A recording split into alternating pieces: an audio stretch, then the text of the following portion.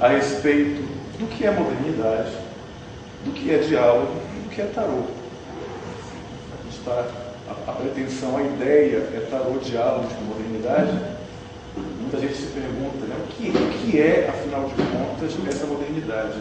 A Zoe fez essa pergunta ontem, aí eu pensei, nossa, estudar filosofia estraga um pouco a cabeça da gente, porque sempre alguém me pergunta um conceito, a primeira coisa que me vem na cabeça é a partir do viés de quem? Porque a gente tem a modernidade segundo o autor, uma modernidade segundo o outro, mas eu acho que existe uma coisa que é completamente consensual e simples de se entender. Modernidade é o que é agora. É o nosso tempo presente, é o nosso tempo atual. Agora, se isso é criticado ou elogiado por autores diferentes, né? Nós temos, por exemplo, o Bauman, que critica bastante a famosa modernidade, inclusive tem alguns livros muito bons, e eu acho as críticas dele muito pertinentes. Ele tem modernidade líquida. Né? Alguém que conhece, você conhece? Eu não li o livro, mas em umas palestras sobre ele. Sobre ele, perfeito. E ele tem umas tiradas que eu acho fantásticas, assim, a respeito dos perigos da modernidade. No que diz respeito ao tarô, né, assim, dando uma definição breve, o tarô ele é um oráculo. Né? E por mais que ele tenha assumido modernamente uma série de roupagens, né, a gente estava conversando isso outro dia, que as pessoas ligam, seu tarô é de previsão do futuro ou é um tarô de autoconhecimento? Eu não sei responder essa pergunta. O tarô é tarô. Não existe um tarô do autoconhecimento e um tarô para prever o futuro. Nós temos o tarô, agora nós temos as abordagens filosóficas das pessoas que as conduzem a enxergar no tarô, a projetar no tarô aquilo que elas mesmas pensam. Então, eu costumo dizer, e eu já caí nessa fria uma época quando eu estudei psicologia, que é a fria de você querer transformar tudo, subjetivar tudo, tentando transformar em instrumento de autoconhecimento, de previsão do futuro, oráculo, virou uma coisa proibida. É feio falar que é previsão do futuro, mas as raízes do tarô, da astrologia, são o oráculo, é a previsão do futuro. A palavra diálogo, ela vem do grego dialogos, né? A verdade a dois, ou razão a dois. Então a gente também pode se lembrar da palavra dialética, que também vem do grego. Aletheia é um termo grego para significar verdade. E é interessante que aletheia é a soma de duas coisas. A, não, e leto, esquecimento. Aletheia seria, na verdade, não esquecer. Então a verdade é não esquecer. Então o que seria uma dialética? É não esquecer a dois. Aí jogar tarô me lembra-se de diversos aspectos, aqueles sonhos que a gente tem. Aí a gente acorda e a gente vai para o café da manhã e bate papo com o marido, com a esposa, com o filho e fala, eu tive um sonho hoje. E aí o outro é aquela pessoa que vai te ajudar a não esquecer. Por isso eu tenho um antigo, eu não sei quem é, se é o Platão, que escreve uma coisa muito bonita, eu realmente não me lembro o autor, mas ele diz o seguinte, que o ato de escrever é um ato narcísico, enquanto que o ato de dialogar é um ato de amor. Porque eu estou não apenas... Acho que é Sócrates, né? Tem cara de Sócrates. Tem cara de Sócrates, né? Pois é, exatamente, que é bem a cara dele mesmo. O dialogar, né, é um ato de amor, porque é através do você que eu reconheço a mim mesmo. Por isso que muita gente te pergunta, você tem dificuldade de jogar tarô para si mesmo? É porque não tem o ato de amor, o ato relacional, que é você estar com a outra pessoa fazendo esse não esquecimento a dois, ou seja, não apenas eu não me esqueço, como eu lhe permito também que você não se esqueça do sonho que você tem. E o sonho, no caso, jogar tarô é um sonhar acordado. As famosas críticas em relação à modernidade, tarô, assim, as pessoas falam, mas uns absurdos feitos, né? Tarô das fadas, outro dia eu vi um tarô gay, né? Tudo que se puder imaginar. Existem controvérsias. Tem gente que... Não, o tarô gay era engraçado, porque o enforcado, pendurado, não era uma figura pendurada, era um homem malhadão mergulhando na piscina. Eu queria até entender o que significava esse homem saradão mergulhando, que tinha a ver com sacrifício, a ver que ele ficava muito malhado e exige um sacrifício. Mas pois é, mas enfim, assim, a despeito de ocorrerem muitas críticas, eu não acho que exista, eu particularmente não acho que exista tarô verdadeiro e que a modernidade tem acabado com o tarô. Não, eu acho assim, que tudo isso funciona como estímulo. A pessoa vai ler o tarô da Hello Kitty, por exemplo, e ela pode se interessar pelo tarô a partir daí e começar a querer investigar e a ler tarô a partir daí.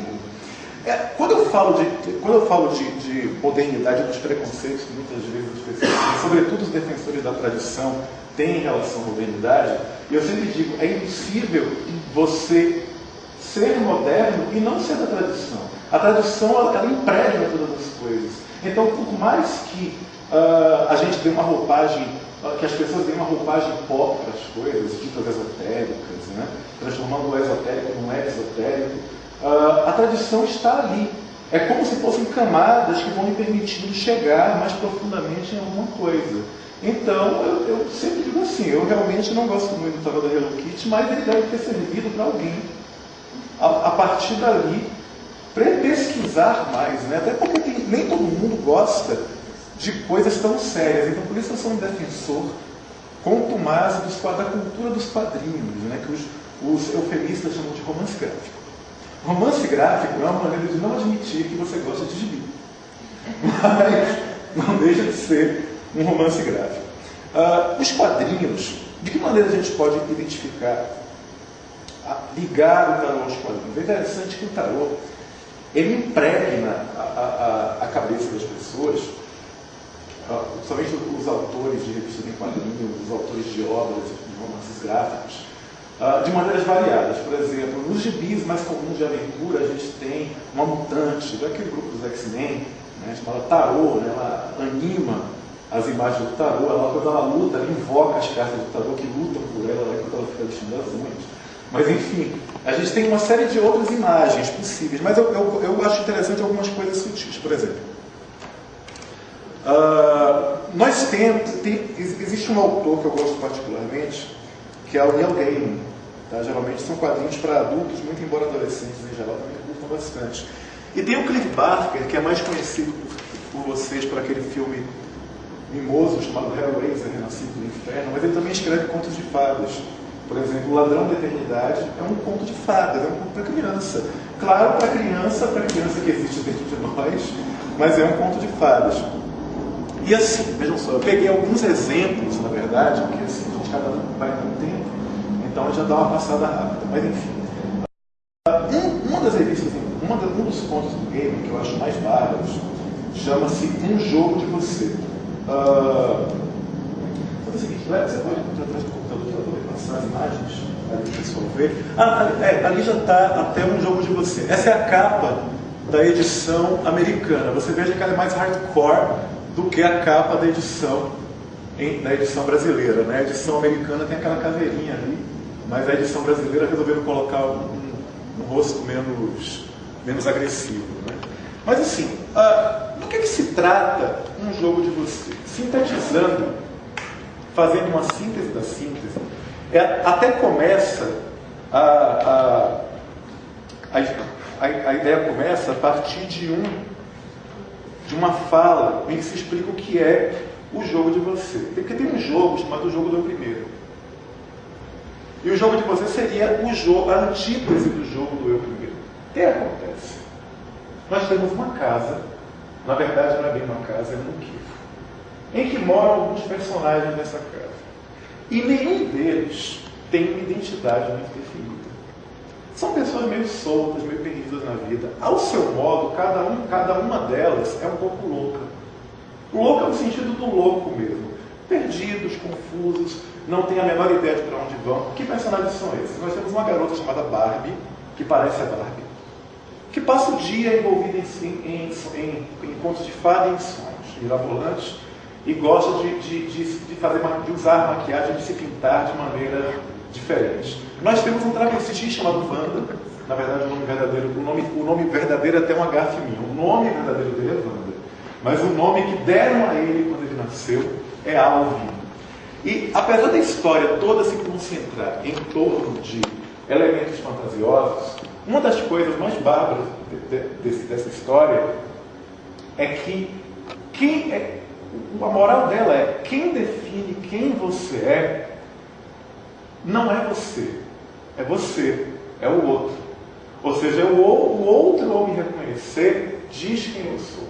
Nós temos também um casal de lésbicas que mora nessa casa. Nós temos uma feiticeira de 2000 anos que se disfarça de mulher normal. E nós temos o cara do mal que também mora na vizinhança. E, bem, enfim, acontecem várias coisas ocorrem nessa história, mas só dando uma lida num pedaço aqui.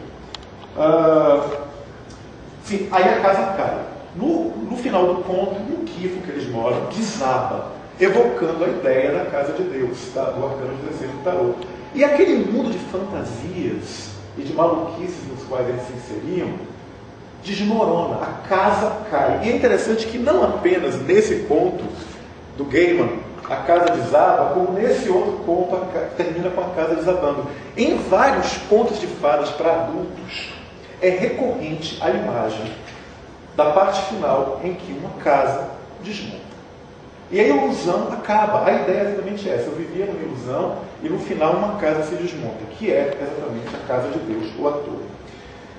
E tem uma parte muito bonita que é exatamente o final do jogo de você. O travesti morre e a Barbie vai para o enterro da amiga. Chegando lá, claro que ele está com o cabelo cortado, vestido que nem homem, e a lápide está escrito Alvin. E no último quadrinho você tem a amiga dele, depois que todo mundo vai embora, risca com um batom cor-de-rosa o nome Alvin e escreve embaixo Wanda. Por quê? Não foi apenas o nome que ela escolheu, como seria a verdadeira identidade dela, que quem vai reconhecer é uma pessoa amiga que está junto comigo naquele episódio em que o castelo se desmonta. Quer dizer, só vai entender quem nasce de verdade a partir do castelo que se desmonta quem compartilhou com você nesse momento do desmontar. Uma outra história em que as cartas do tarô são mais evidentes é o próprio Ladrão da Eternidade, que já pode ser lido para crianças, não tem elementos, digamos assim, mais duros, né, como travestis, casal de lésbicas, coisas desse tipo. Mas assim, o Ladrão da Eternidade é a história de um menino profundamente entediado com as suas férias de inverno, de outono, uma coisa desse tipo. Ele comenta, no começo, ele começa dizendo assim: fevereiro, a grande besta cinzenta, havia engolido Harvey Swick vivo, enterrado na barriga daquele alguma coisa asfixiante. Ele imaginava se algum dia conseguiria sair dali. Ele define fevereiro como uma besta cinzenta. Quer dizer, um período de férias entediantes, de férias chatas, de céu cinzento. Aí aparece uma criatura sedutora. Que a gente pode imaginar como o lado sombrio do mago, dizendo assim: você está entediado, eu lhe ofereço um mundo de coisas notáveis, um mundo de coisas incríveis. E abre uma porta para o Harvey, ele vai parar num outro mundo. Nesse mundo, ele diz, eu digo que é o mundo da lua. O que é o mundo da lua? É o mundo da fantasia. Tudo que você imaginar vai aparecer. Tudo que você quiser. Você quer um carrinho, você quer um pônei, você quer um pônei com chifre de unicórnio, você quer uma torta de framboesa que foi sua avó que fez, tudo aparece ali. E uma peculiaridade desse mundo é que a primavera, o verão, o outono e o inverno se sucedem em um dia só. E o dia amanhece a primavera, meio-dia é verão, o pôr do sol é outono e na noite é inverno. E todas as festas do mundo se sucedem ao longo de um dia. Ele começa na Páscoa e à noite sempre tem Natal. O pôr do sol tem o Dia das Bruxas, por aí vai. E o Harvey encontra outras crianças que estão ali brincando junto com ele, que estão se divertindo junto com ele, e vivendo aquele mundo de fantasia. E é um mundo de fantasia e de mentira pura, que é o mundo da lua. Inclusive, dizem que você pode falar com seus pais e dizer que você vai passar suas férias aqui. Mas, na verdade, volta um pouquinho, Zé, por favor. Na verdade, ele fala com uma mãe imaginária. Ele não fala com a mãe dele de verdade. Inclusive, um grande mural, onde tem a escada que leva para o segundo andar, tem a própria carta da lua. O próprio arcano da lua no tarô, que representa essa ilusão, essa fantasia, tá? Esse entorpecimento. E, na verdade, a casa onde eles estão é um vampiro. Ele rouba o sonho das crianças. É uma entidade imortal. E quando a criança é sugada para seu último sonho, ela vira um peixe. e ela vai parar num lago com vários outros peixes formando um cardume. Isso tem a ver com a ideia da perda da identidade, né? Porque o peixe tem aquela consciência de cardume, não é mais uma criança. É um conglomerado, é um cardume de peixes completamente desprovidos de identidade. E o Harvey, ele se toca da ilusão que é a casa. Ele vai se tocando pouco a pouco. E isso revela o processo de amadurecimento da criança, a perda da inocência. Porque a gente pode pensar, por exemplo, na estrela que é inocente, e que logo depois da estrela a gente tem a lua, né? A inocência da estrela muitas vezes conduz às ilusões da lua. A pessoa que é muito inocente, que é muito ingênua, que é muito cheia de esperança, os históricos diziam que a esperança é a última praga que sai do vaso de Pandora. E então ele se seduz por esse mundo da lua, mas ele vai se tocando, tanto que olha o que acontece. Passa aí. Não, volta um pouquinho. Isso. O que acontece é o seguinte: no começo, no primeiro andar, para subir as escadas, olha que louco, como é tudo calculado de maneira muito sutil. Você tem as escadas da casa que levam para um grande labirinto, onde os quartos têm sonhos que se manifestam. Um mural imenso, no pé da escada, mostra a carta da lua. Quando você sobe a escada, você encontra o diabo e a morte.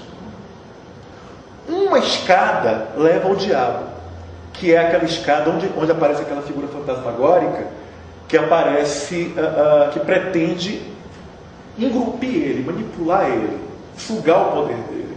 E a outra escada leva para um lugar proibido, que é justamente um lugar que, se ele chegar nesse lugar, que é um sótão onde ele nunca deve ir, ele pode acabar com aquele feitiço. Por isso a carta da morte, que é ceifar a ilusão. Mas em nenhum momento da revista ele fala em tarô.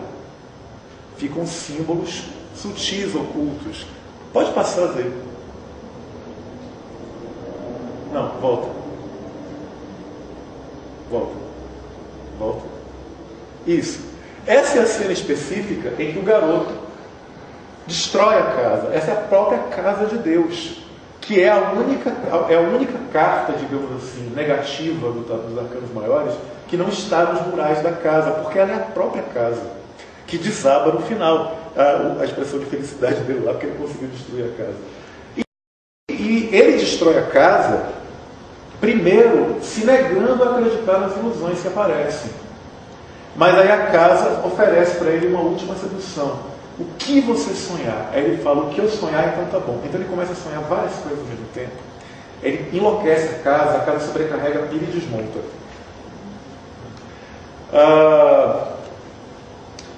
E, por fim, pode passar, Zé? Pode passar. Pode acender a luz.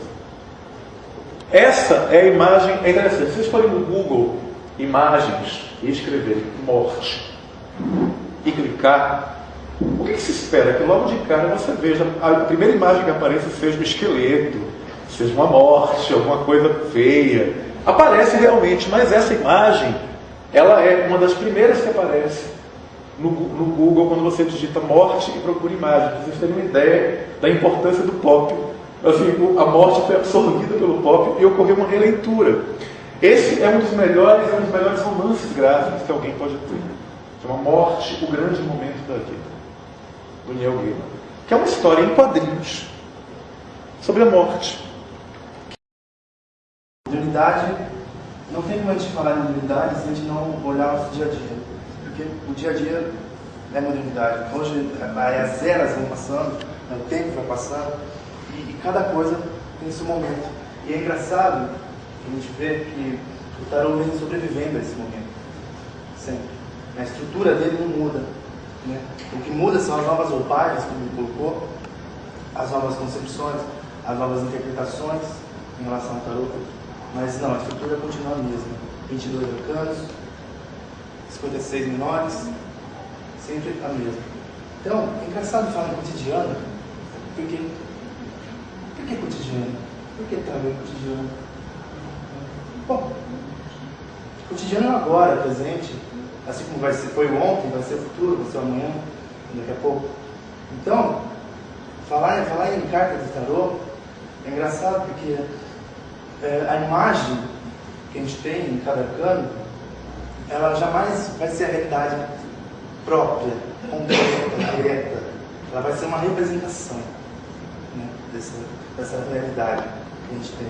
E é engraçado que também a gente pode, a partir dos arcanos do tarô, fazer uma comparação básica, também profunda, às vezes, das imagens das pessoas, da ordem social que temos no tarô também, como o Papa, o Imperador, presidentes, líderes espirituais, sacerdotes, astrólogos, tarólogos, todo esse nível de profissão, até mesmo de ordem antropológica, os planetas, as casas, na Lua, a estrela, esses arcanos que a gente tem.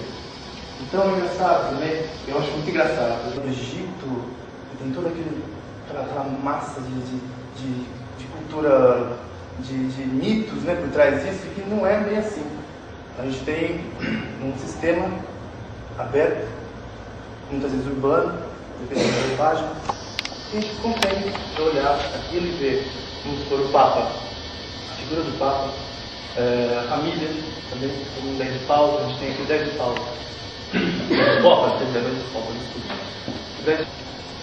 Estava antes. Estava antes daquela cara. Não, então. O próprio 10 de Copa. É engraçado que não é simples olhar o tarô no cotidiano, no seu dia a dia. Né? Porque é uma coisa que depende do seu conhecimento inicial, do conhecimento básico dos arcanos. Então, primeiramente, você tem uma boa base teórica de cada arcano, dos 22 maiores, dos 56 menores, de Waite, que facilita essa analogia. Você vai começar a interpretar, você vai começar a ver semelhanças, entendeu? A imperatriz, a mulher grávida, o imperador, o dono de uma empresa, o próprio presidente de uma empresa, do país também. Então, tudo que a gente tem ali é real. A gente tira do real, né? Então eu acho legal essa comparação, que nem aqui eu achei uma parte bem urbana, que nem o Aras e Copas. É difícil a gente olhar o Aras e Copas, às vezes a gente tem dificuldade de analisar o Aras e Copas. Você tem que ter o próprio do simbolismo, o amor, o início do amor, né, uma oitava do amor e tal. Mas a gente procura, a gente vê, tá na nossa cara, às vezes no jardim, a gente consegue ver uma fonte. O próprio né? Então, assim como também o 10 de paus que a gente tem ali, eu tenho um presente para explicar para vocês.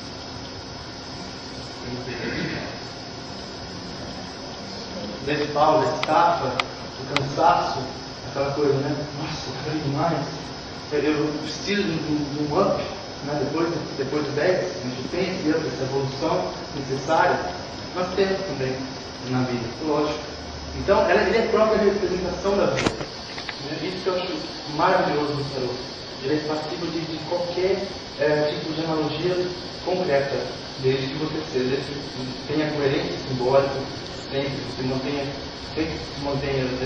a estrutura do tarô e saiba analisar de forma fria, gelada. Não aqui para vocês, ele passa a ser um sacerdote ou um guru específico só para carregar o estigma religioso, a função religiosa, né? Mas não, temos feito 16 aí. Ele é o próprio Papa, né? Então, ele é muito dinâmico, essa relação é muito dinâmica, quando a gente passa a perceber de uma forma legal, de uma forma concreta, e muitas vezes a gente encontra mesmo essas análises pictóricas no dia a dia. A gente vê, é muito simples ver. Muito simples ver, desde que você tenha um conhecimento anterior dos arcanos, né? Porque senão, mas por quê? Então eu me pergunto, para que eu vou ver isso? Para que eu tenho que interpretar isso? Primeiro, é uma forma didática. Uma forma didática de você melhorar a sua percepção frente ao oráculo, né? Não é uma coisa à toa, você vive. Você procura um tarólogo para quê? Para fazer sua vida, meio ambiente, sociedade, emoções, estão todas contidas na carta. E as cartas estão no cotidiano da gente. É legal, porque o tarô não é uma figura simbólica apenas, que é aquilo, você tem que aprender, você faz um curso e tchau, você sai sabendo. Não é uma coisa dura. Você tem tempo para amadurecer o sentimento frente às cartas, também tem que existir. A percepção fica muito mais aguçada, também você passa a ver o tarô em tudo. Ele passa a ser parte da sua vida. Isso é muito engraçado.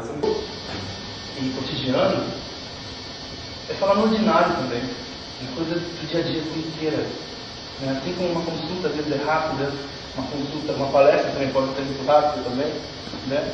Mas realmente é uma coisa assim, é uma teoria, vamos dizer assim, do cotidiano do tarô, que sempre vai existir. E é uma coisa moderna, assim como nos tempos antigos, na época quando os tarôs foram projetados, realizados pelos grandes autores, pelos grandes magos, sempre tem uma parcela de conceitos embutidos ali.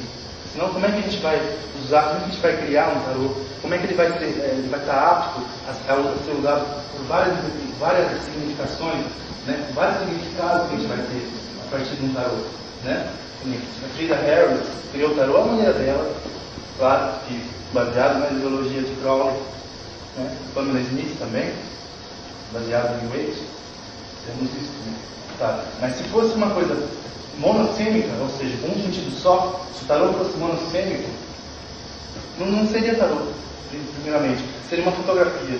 É aquilo, e até mesmo uma fotografia, que é a imagem direta da realidade, é a captura direta da realidade, ela é passível de outras analogias, de outras ideias, de outras interpretações, mil interpretações, assim como as cartas são. E como os vários baralhos hoje em dia também possibilitam isso. Por isso que de ver o tarô no cotidiano é imprescindível para quem estuda o tarô. Na minha opinião. Tá? Porque a partir da realidade, a partir do momento que você está frente a um consulente, você tem que ter esse jogo, né? Você tem que saber o que você está falando, para quem você está falando, como você está falando. Porque não é qualquer coisa que você vai falar. Tem uma responsabilidade. Né? Nós sabemos disso. Temos uma responsabilidade inerente do tarô, do nosso ofício. A mesma coisa é a nossa finalidade lá fora. Somos responsáveis. Então, eu não consigo ver o tarô hoje sem estar participando, sem ser um oráculo, uma ferramenta baseada no cotidiano antigo, atual, contemporâneo, tudo. O tempo para, vamos dizer assim. O tarô não para no tempo. Ele para na estrutura. A estrutura, a gente está mantendo essa estrutura. Né? Todos os estudantes estão mantendo essa estrutura. Mas ele nunca vai parar, nunca vai mudar. Vamos dizer assim. Vai mudar os conceitos. Vai mudar as roupagens, claro. Mas a estrutura, a tradição continua mesmo. Mas o cotidiano isso que é legal. Então, verdade. Você está falando, me lembra que ele estava conversando. Eu geralmente, quando dou aula de tarô, eu passo sempre um dever de casa. Eu digo assim, eu quero que vocês me tragam imagens do dia a dia sobre essa carta que a gente estudou hoje. Então, a gente dá uma aula de 10 de copas, então eu quero ou uma cena de filme, ou alguma coisa que você viu no dia a dia. Até porque, assim, eu acho que o tarô, assim, não sei se você pensa também desse mesmo jeito, ele, apesar de ser um instrumento dito extraordinário, ele fala do ordinário, né? O ordinário é o tarô revelado vivo, no dia a dia, no cotidiano, nas novelas que a gente vê, e por aí vai. E se a gente não falar a linguagem ordinária também, a pessoa não vai entender nada, né? Fica falando só tarologuês. Por isso que muita gente hoje esquece, deixa de lado a parte hermética, a parte cabalística. A parte não, a filosofia cabalística, elas são compatíveis, mas elas não estão inerentes. A cabala não é própria do tarô. O hermetismo não é próprio do tarô, nem a astrologia. Mas elas são filosofias que complementam, né? Que temperam o tarô. Isso que é mesmo a dinâmica do tarô. Eu vou me apoiar aqui também para seguir a minha sequência. Primeiro, eu queria agradecer ao Alexei, pelo convite, pelo Robson, ceder esse espaço, um tema que eu considero bastante interessante, né? Eu paro do princípio que o tarô é uma máquina narrativa, né? E que a partir dele a gente pode extrair uma miríade de possibilidades, né? E falar um pouquinho de mim, né? Meu nome é Mônica Berger, eu sou mais conhecida como Zoe Canares pelo meio. E eu sou formada em letras, sou especialista em letras também, sou professora de literatura, dou aula de tarô e sou taróloga. Então eu tenho uma ligação muito forte com a literatura e com o tarô. Então para mim foi quase que impossível não perceber as interseções entre uma coisa e outra. Né? E aí eu comecei a perceber o tarô no cinema. Foi a primeira coisa que me ocorreu, né? Eu falei assim, nossa, essa cena representa exatamente esse arcano. Essa outra está de acordo com uma outra sequência, eu consigo perceber aqui uma sequência. Depois na literatura, eu falei, pô, será que eu não posso fazer uma leitura de tarô para esse romance? E eu já estava articulando essas coisas e pensando sobre essas coisas quando caiu na minha mão o livro do Ítalo Calvino, né, O Castelo dos Destinos Cruzados, não sei se vocês conhecem, já leram. O Calvino fez um trabalho muito interessante com o tarô. O Calvino é um escritor cubano que viveu durante muito tempo na Itália e ele tinha sido chamado, ele trabalhava numa editora e teve contato com as cartas históricas, né, do tarô. A Itália é muito rica, né, em baralhos de tarô, aliás, lá que tudo nasceu. Então ele foi chamado para fazer um livro de arte. E aí o interesse dele sobre o tarô foi despertado. Ele não teve, ele afirma, não ter conhecimento esotérico das cartas, nenhum. Ele pegou aquilo e percebeu que aquilo era uma máquina narrativa. E começou a brincar. Ele começou a tirar cartas ao léu e colocá-las uma atrás da outra e criar histórias. Por exemplo, 7 de paus. Um homem caminha por uma floresta muito escura, onde ele não consegue ver nada na frente. Ele segue caminhando. De repente abre-se uma clareira e ele vê uma mulher nua embaixo de uma cachoeira, a estrela. E ele foi montando os contos, as histórias, a partir das cartas de tarô. E aí ele faz uma coisa muito maluca, porque o livro é dividido em dois. O Castelo dos Destinos Cruzados e a Taverna dos Destinos Cruzados. E é a história de um grupo de pessoas que sai caminhando e que por algum motivo misterioso essas pessoas perdem a voz no meio do caminho. E chegam num castelo, num grande castelo, e a sala principal é decorada como se fosse uma taverna. E eles se sentam, um olha para a cara do outro e percebem que tem ali um baralho de tarô. Eles não têm voz, eles perderam a voz.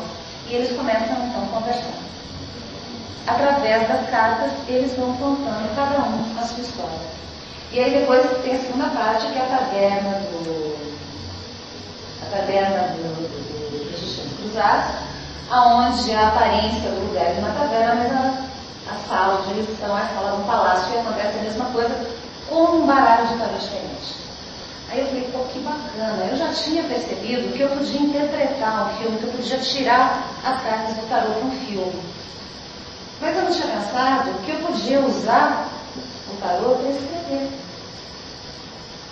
E isso foi muito revelador, assim, nessa minha visão do tarô com a questão da modernidade, da relação do tarô com as outras artes. Ou seja, do tarô com a literatura, do tarô com o cinema, do tarô com as artes plásticas, do tarô com os quadrinhos, do tarô com o cotidiano. Né? E, então, sem dúvida, a minha abordagem, né, nesse sentido, para que tudo isso, afinal de contas? Né? Eu acho que é importante que o tarô seja revalidado como sistema de linguagem, como sistema de pensamento, independente do seu valor, do seu grande valor esotérico, místico, oracular, de autorreflexivo. Eu não estou querendo dizer que o tarô não sirva para isso, de forma alguma. Eu sou taróloga e trabalho com isso. Né? Mas que o tarô pode ser abordado por essa via. Então, se eu sou um publicitário, se eu sou um arquiteto, se eu sou um escritor, eu não necessariamente preciso conhecer ou trabalhar com tarô pela via esotérica ou adivinhatória. Mas eu tenho ali uma história, uma grande história, da qual eu posso extrair todas, ou quase todas as histórias. Então, esse é o ponto principal, né? Eu acho que é importante validar mesmo o tarô nesse sentido, né? Nesse plano, como um sistema de linguagem, como um sistema de pensamento imaginativo. Sem contar que essa interdisciplinaridade, né, trabalhar com tarô e literatura, trabalhar com tarô e cinema, tem muito a ver com os nossos tempos, né? A gente está o tempo todo falando aí de multidisciplinaridade e interdisciplinaridade, quer dizer, a tendência hoje é essa convergência entre as disciplinas. Tá? Para que isso? Eu uso como ferramenta no ensino do tarô. Eu percebi que os meus alunos chegavam e eu explicava lá, olha, o mago é isso, iniciativa, é o princípio masculino, o mago é o prestidigitador, ou seja, aquele que sabe mexer muito rapidamente com as mãos, que tem muita habilidade, ele tem jogo de cintura, ele pode ser um mago, mas ele pode ser um mágico, enfim, esses conceitos todos que nós que trabalhamos com o tarô conhecemos e ensinavam então, a sacerdotisa, a imperatriz, etc. Na hora em que eles iam ler, eles não conseguiam fazer os links entre as cartas. Eles não conseguiam criar os vasos comunicantes entre as cartas. Ou seja, tá, eu sei que o mago é o princípio masculino, mas o que quer dizer isso para a torre? Isso para a torre ainda do lado de um arcano menor e seguido de um outro maior. Uma dificuldade muito grande nesse sentido. Então, várias pessoas me traziam essa problemática. Eu falei assim, bom, eu tenho que criar uma outra forma de estudar o tarô. Então, em vez de partir do conceito para a imagem, eu resolvi partir da imagem para o conceito. Então, olhe para a imagem. O que essa imagem te diz? O que você sente quando você olha para ela? O que você percebe? O que você consegue extrair daí? Aí, a pessoa vai aí de acordo com a maturidade dela, com o poder perceptivo, com a facilidade de ler imagens e extrair alguns significados daquilo, né? Então, eu acho que o primeiro ponto para um aluno de tarô é ele olhar para a imagem, né? Depois você vai afunilando para você chegar no conceito. Então, a minha abordagem é do exo para o eso, e não do eso para o exo. Eu não vou pegar princípios da astrologia para tentar compreender o tarô. Eu não vou pegar os princípios de cabala para tentar compreender o tarô. Eu não vou pegar os conceitos estritos do tarô para compreender o tarô num primeiro momento. Eu vou partir da imagem. E isso me ajudou muito, então, ter feito um curso de roteiro, porque lá o professor me pedia assim, nos pedia, né, nós alunos. Ele tinha uma regrinha assim, se chamava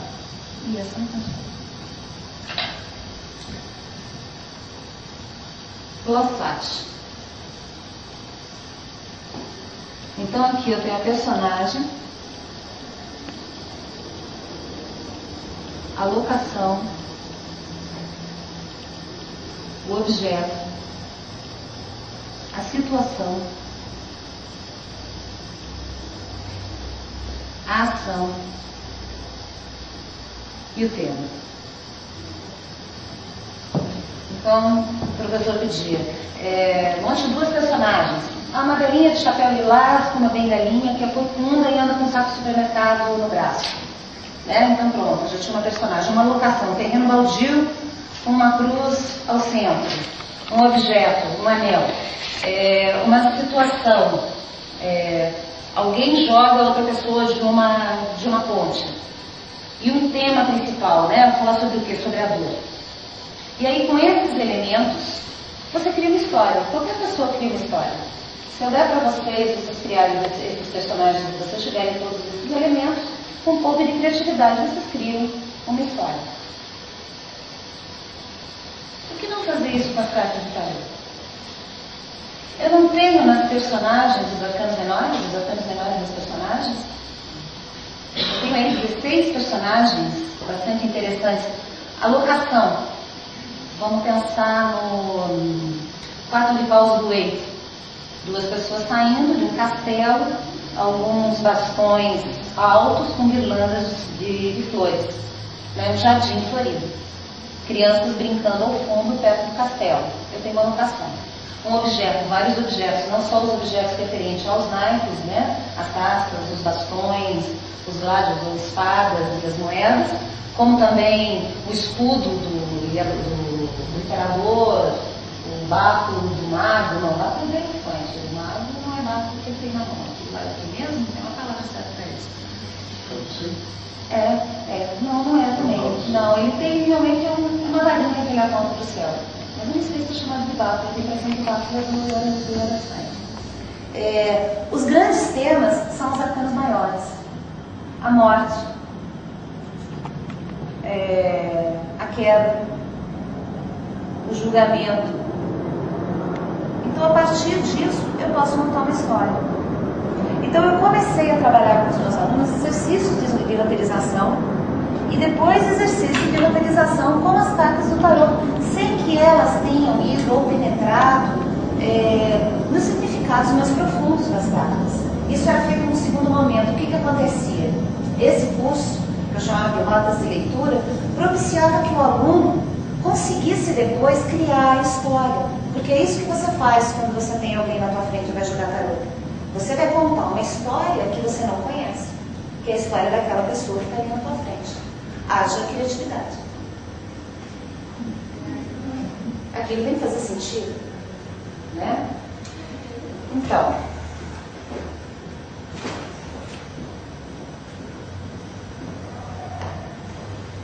falei aqui para vocês o que me despertou a atenção, né, na literatura. Aí depois eu fiz algumas análises, eu tentei fazer análise do Romeu e Julieta, que é muito fácil, porque são chamados em literatura, né? Em teoria da literatura, as personagens planas não são personagens redondas ou complexas, né? Porque eles pensam a ação e agem ao mesmo tempo. Então, não são personagens complexas como Macbeth, por exemplo. São personagens planas, destituídas de profundidade. Isso é mais fácil no primeiro momento. Então, fica fácil, né? Falar qual é a carta principal do drama de Romeu e Julieta, da tragédia. Qual é a carta? Os amantes. Claro.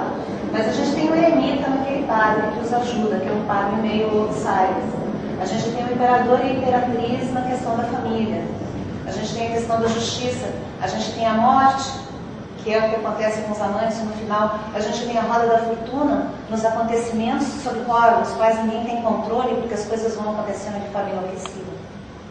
Aí depois eu peguei e fui fazer análise do Macbeth, mas eu já trabalhei com cinema. Eu peguei a versão do Orson Welles, do Polanski e do Kurosawa, né, que é o Trono Manchado de Sangue. Então são 3 visões de 3 diretores famosos e junto com o romance, para ver se eu conseguia colocar o tarô do Macbeth. Eu consegui.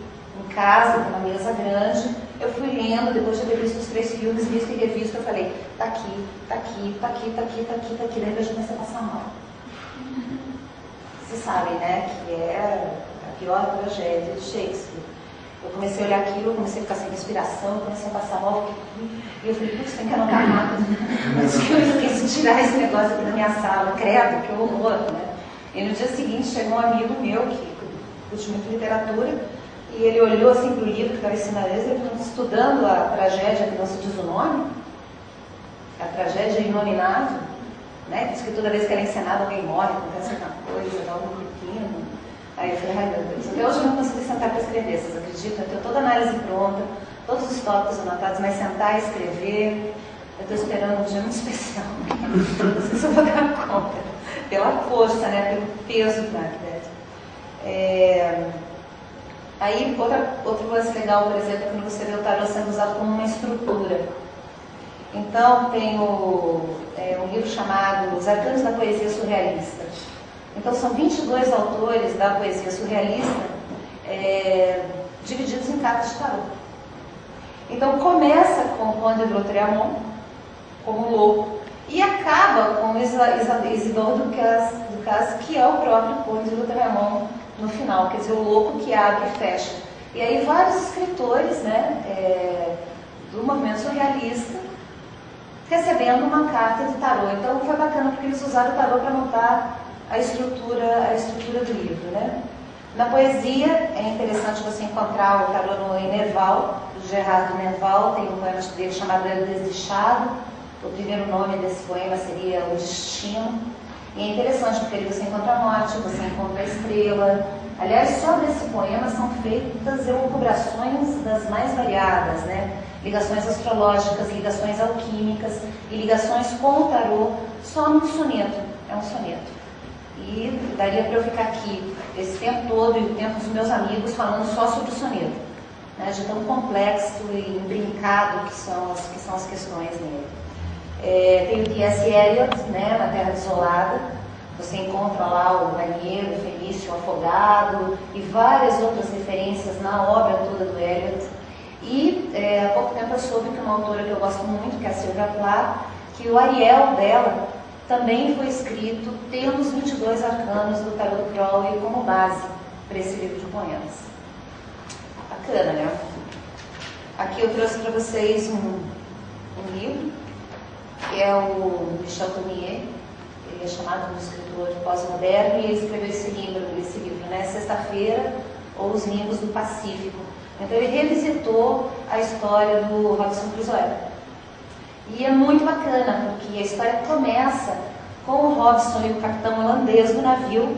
O navio está indo a pique, o navio está afundando e o capitão holandês começa a tirar tarô para ele.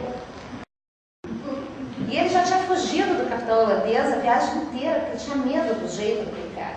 Mas naquela hora é o único lugar onde o navio balançava menos, ele é obrigado a ir lá, o cara acende um charuto, toma um gole lá de rum e começa a tirar as cartas do tarô para ele. E ele é assustado, o cara dizendo aquelas coisas absurdas que ele não consegue compreender. Tem até uma frase aqui que eu não posso me estender, eu gostaria, mas é só isso aqui que eu queria ler para vocês. Mas essa é precisamente a sabedoria do baralho, que nunca nos esclarece o futuro em termos claros. Imagina as desordens que uma previsão lúcida do futuro provocaria? Não, permite-nos, quando muito, pressentir o nosso futuro.